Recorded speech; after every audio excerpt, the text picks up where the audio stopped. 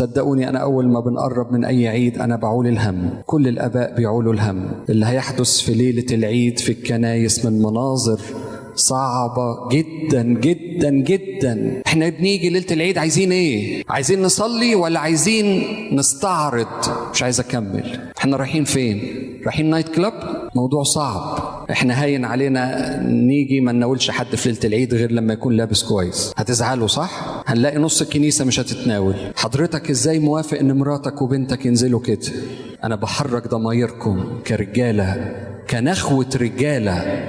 انت ازاي سايب مراتك وبنتك ينزلوا كده من البيت؟ هذا المكان هو بيت مقدس، هو بيت الله، لا يصح ان يأتي فيه احد بهذه المناظر، لا يصح. اتفرج على نفسك. نفسي نيجي ليلة العيد كلنا لابسين لبس محتشم، نفسي أمنية حياتي، نفسي ناخد قرار احنا الأبهات ان احنا اي حد غير محتشم ما نناولوش. لا يصح هذا الجسد وهذا الدم حد ياخده وهو مش مقدر اللي هو داخل عليه. هل تسمحوا لينا ان احنا اي حد داخل من بواب الكنيسة غير محتشم نمشيه؟